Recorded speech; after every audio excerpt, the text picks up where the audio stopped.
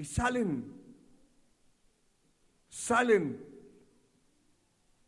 a repartir frazadas, cobijas, otros a repartirles comida en la noche a todos aquellos que están botados en el polvo. Eso es estar en la miseria total, durmiendo debajo de un puente, por la razón que sea, por la droga, por el vicio, por la prostitución, por la degeneración, por la razón que sea. Pero si Dios encuentra una persona en esa condición, Él es el que levanta del polvo al pobre y del muladar exalta al menesteroso. Usted va a decir, gracias a Dios que a mí nadie me encontró debajo de un puente. Dele gracias a Dios. Si no lo encontraron debajo de un puente, pero tal vez tenía dónde habitar, dónde estar, pero su alma en el polvo, su alma, su espíritu, su vida completamente desbaratada por el enemigo. El diablo no vino a jugar con nadie, hermano. Vino a matar, a robar y a destruir. Y el que se lo permita lo destruye. Porque cuando conocemos a Cristo, ya no depende del diablo que haga lo que quiere. Ya depende de usted o de mí. Porque ya el Señor nos rescató y nos dio las armas para defendernos de las fuerzas de las tinieblas, para atar, para echar fuera demonios. Poder en la sangre de Cristo. Las armas de nuestra milicia no son carnales, sino poderosas en Dios para la destrucción de fortalezas. Eso indica que después de conocer al Señor Jesucristo como Salvador de nuestra alma, ya la destrucción no depende de Satanás, porque ya no puede, depende de la persona. Pero Él sí nos encontró en condiciones deplorables, terribles, y levantó nuestra vida del polvo, de la ignorancia, y nos subió, hermano, porque esa es la idea, y no solamente la idea, el propósito divino es arrancarlo de allí de donde está y darle estatura, como diciéndole al diablo: aquí está aquel que tenías revolcado, que tenías arrastrado en el polvo, en la basura, en el muladar, que nadie daba nada, que era lo vil del mundo, lo menospreciado, lo que no servía. Aquí está. Oh, gloria a Dios. Oh, gloria a Dios. Aleluya. Qué precioso es saber de que no solamente cosas materiales pueden ser restauradas, pueden ser mejoradas, sino que ese es el propósito de Dios con la humanidad.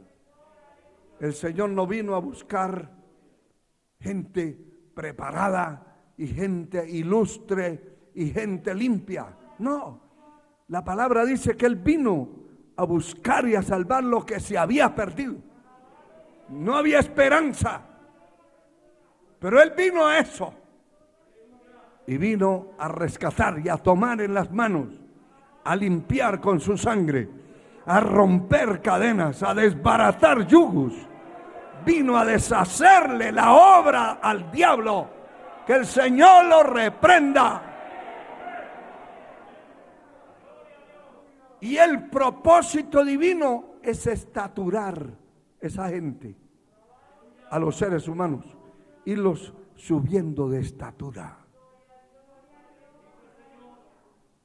Por eso digo que ya no depende el que sea destruido, no depende del diablo, depende de la persona. Porque el Señor le dio cómo defenderse. Le dio unas rodillas para que pelee la batalla. Le dio las armas de la justicia y de la milicia, que no son carnales. Las armas como la palabra de Dios, como la oración, como lo que para muchos es insignificante, congregarse. Ese es un arma. Es un arma poderosa. Y muchos probaron en todo este tiempo que no se podían congregar, probaron que sí es un arma. Y seguro que no muchos, pero sí hubieron los descarriados, los desbaratados. Si se hubieran muerto, si hubieran ido con el Señor, bendito. Pero dejarse desbaratar para irle a servir al diablo, la maldición vino de nuevo sobre él. Sea Dios glorificado para siempre. Él es el que levanta del polvo al pobre, del muladar exalta al menesteroso. Y mire la estaturación para hacerle sentarse con príncipes y heredar un sitio de honor. Ese es el propósito divino. Si Dios lo encontró en la miseria, no puede seguir en la miseria. Dios lo va a levantar de allí. Dios le va a abrir las puertas. Dios le va a dar lo que necesita.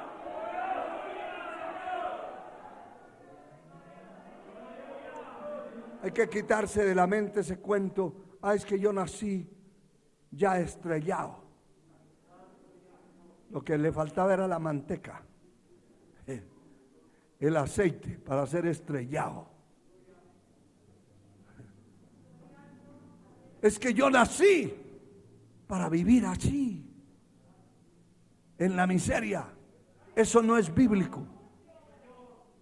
Le estoy mostrando por la palabra que Dios va a levantarlo del muladar, de la basura, del polvo, y le va a dar estatura espiritual, material, física. Que la bendición de Jehová enriquece.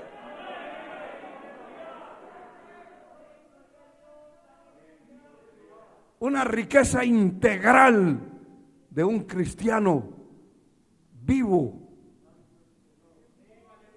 Un cristiano vivo. Un cristiano vivo es una maravilla, hermano. Porque mejor es perro vivo que león muerto. Un cristiano con vida es una maravilla.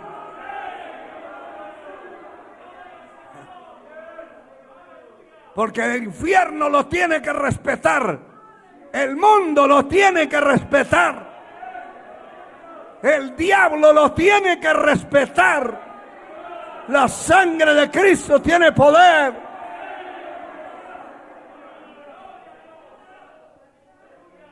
Dios lo va a levantar hasta hacerlo sentarse. Para hacerle sentarse con príncipes y heredar un sitio de honor.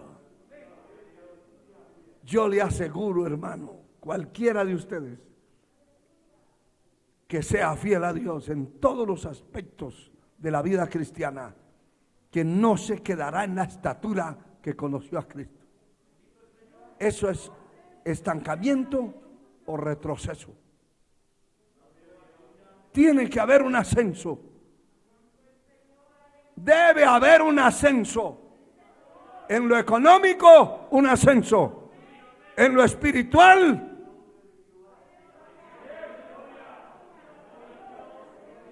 indiscutiblemente, insustituiblemente. Tiene que haber un ascenso de aquella basura a un pedestal a una estatura donde Dios quería verlo. Alabado sea el Señor. Alabado su nombre. Y heredar un sitio de honor. Por eso a un verdadero cristiano hay que respetarlo. Cualquiera que sea la cara que tenga, hay que respetarlo. Y hay que honrarlo. Porque fue Dios el que lo estaturó. Bendito su nombre por siempre. Porque de Jehová son las columnas de la tierra. Él afirmó sobre ellas el mundo. Y Él guarda los pies de sus santos. Mas los impíos perecerán en tinieblas. Porque nadie será fuerte por su propia fuerza. Es la mano de Dios que lo va a levantar. No importa cuántos lo tiren para abajo. Si la mano de Dios lo agarró y lo levanta, nadie. Oh, gloria. Oh, alabado sea Dios. Puede maldecirlo quien quiera. Nadie lo podrá aplastar. Si la mano de Dios lo agarró y lo levantó, ay, hermano, de allí no lo baja nadie. Ahora, si es la mano del hombre que lo agarró, lo tomó y lo levantó, ese lo suelta en el camino y se va a desbaratar cuando caiga. Pero si es la mano de Dios, el Señor dice que mis ovejas oyen mi voz y me siguen. Y están en mis manos. Y nadie las arrebata de mi mano. Mi Padre que me las dio mayor que yo. Y nadie las arrebata de la mano de mi Padre. A Dios sea la gloria. A Dios sea la gloria para siempre. Aleluya. Bendito sea Dios. Quiero mostrarles unos poquitos ejemplos. Siempre el tiempo es muy corto para todo lo que debiéramos y quisiéramos decir. Pero mire lo que está escrito en Hechos capítulo 4. Bendito sea el Señor. Capítulo 4, versículo 2 al 4. Dice: resentidos de que enseñasen al pueblo y anunciasen a Jesús, en Jesús, la resurrección de entre los muertos. Les echaron mano y los pusieron en la cárcel hasta el día siguiente, porque era ya tarde. Pero muchos de los que habían oído la palabra creyeron, y el número de los varones era como de 5,000. Note algo aquí. En primer lugar, les echaron mano y los pusieron en la cárcel hasta el día siguiente, porque ya era tarde. ¿Por qué los apresaron? Porque estaban enseñando y anunciando que en Jesús, anunciando que Jesús había resucitado de los muertos. Estaban predicando, porque antes que el Señor resucitara o hubiera Para resucitar tenía que haber muerto antes que él muriera y resucitar al tercer día. Todo era como muy incierto.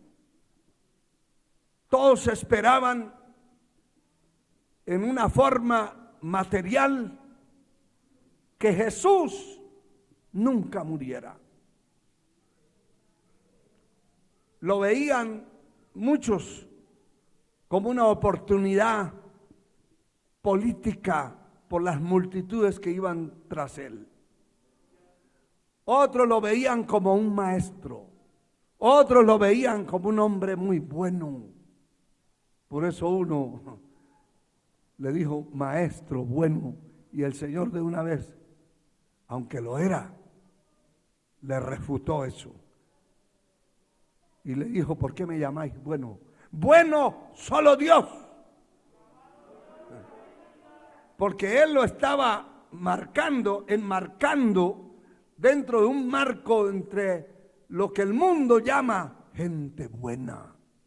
Y hermanos, gente sin Cristo nunca habrán buenos. Bueno en el sentido de no estar dañado. Definitivamente que no. No se podrá encontrar. Y por eso el Señor le dijo, no existen buenos en la tierra. Solo Dios es bueno. Tremendo. Pero ese era el concepto de la mayoría de la gente. Unos decían una forma o una cosa y otros otra. Pero cuando ya Cristo muere, la peor paliza y derrota para el diablo se reconfirma, porque la primera fue en la cruz. Pero luego el diablo decía, bueno, de todas maneras, se murió, se acabó esto. Pero cuando resucita el Señor, al tercer día, y cuando va y se le aparece y se le presenta a más de 500 hermanos que estaban reunidos, y luego se le presenta a un grupo de mujeres, y así siguió presentándose, y les decía, yo soy. Y recuerden el incidente de don Tomás, que dijo, a mí se no vengan con ese cuento. Si yo no veo, yo no voy a creer en eso. Y llegó la oportunidad y se encontró de frente al Señor. Y le dijo, venga para acá, meta sus dedos aquí, en el costado, en la señal que dejó la espada. Mire mis manos. Terrible, hermano. Porque aunque el Señor resucitó con un cuerpo glorificado, esas señales no se le van a quitar. Cuando Él extienda las manos y usted y yo veamos la señal de los clavos. ¡Aleluya! Es para caer de rodillas. Para caer en adoración cuando veamos la herida del costado que la lanza de Roma le atravesó. Y veamos su cabeza con todas las cicatrices de las espinas que atravesaron.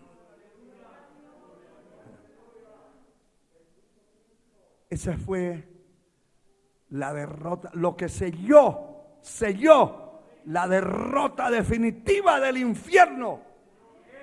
El diablo ya no hallaba qué hacer. Y entonces aquellos discípulos que habían estado ahí medio adormitados y medio pasivos y medio carnudos y de todo, y que se habían descarriado y habían hasta maldecido el nombre del Señor, ahora dicen no, ya resucitó, de aquí para allá vamos a entregar la vida en cualquier momento, pero ni la cárcel, ni las piedras, ni las maldiciones, ni los fariseos, ni los saduceos, ni los judíos, ni los romanos, ni nadie nos podrá detener. Y por eso es que se volvieron estrépitos, poderosos en palabras. Dice la palabra de Dios en el capítulo 7 de los Hechos, que cuando Esteban estaba clamando allí y predicando la palabra, no lo podían mirar. El rostro brillaba como el sol. Y cuando las piedras le caían encima, empezó a decir: mire, se acaba de abrir el cielo, veo los cielos abiertos. Oh, gloria a Dios. Y veo a Jesús a la diestra del Padre. Qué cosa más maravillosa, hermano. Bendito sea su nombre por siempre. Y entonces, como no dejaban de hablar de Cristo y decir: ha resucitado, y ese era el mensaje por todas partes, ya resucitó, venimos a predicar del resucitado. Por eso es que usted encuentra que el verso 2 dice: y resentidos de que enseñasen al pueblo y anunciasen en Jesús la resurrección de entre los muertos. Se les metió un resentimiento terrible que los perseguían. Pero ¿qué es lo que queremos decir? Lo que queremos decir es lo que está escrito en el verso 13. Entonces, viendo, mire eso, el denuedo de Pedro y de Juan, o sea, el ímpetu para predicar la palabra, para anunciar, y la firmeza con la que decían: Cristo resucitó de los muertos.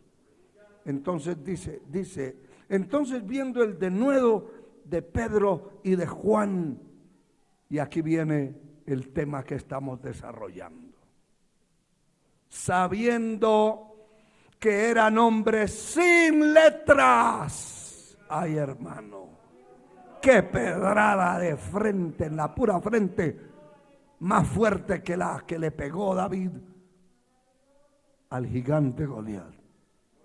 Esta es una pedrada muy fuerte, porque ellos sabían. Aquí dice: entonces viendo el denuedo de Pedro y de Juan, y sabiendo, no eran ignorantes, ellos sabían que esos hombres que estaban hablando y que predicando y orando por los enfermos y haciendo tantas maravillas y milagros en el nombre del Señor, eran hombres sin letra y del vulgo. O sea, aparte de no ser letrados, eran de lo más bajo, de lo que la gente ni siquiera saludaba.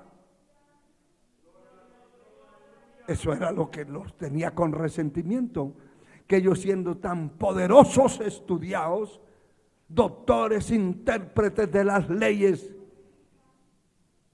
y de tantas cosas que sabían, y no tenían nada de lo que aquellos ignorantes, según el hombre y según la carne, tenían, que ellos no podían tener.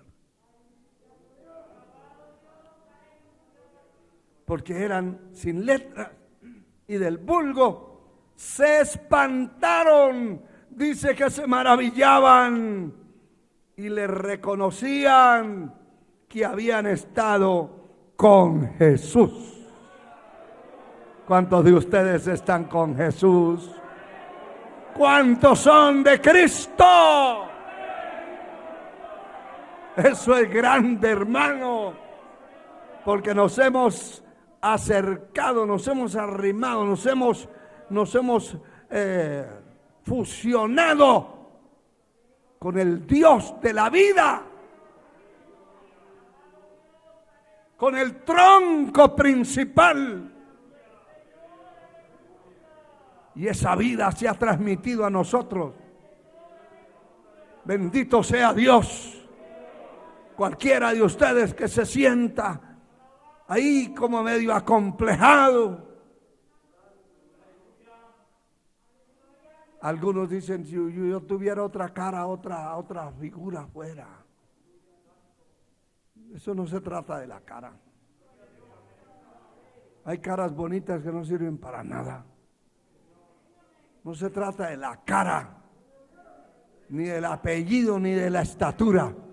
Se trata de la misericordia de Dios, de lo que Dios puede hacer con la vida de una persona.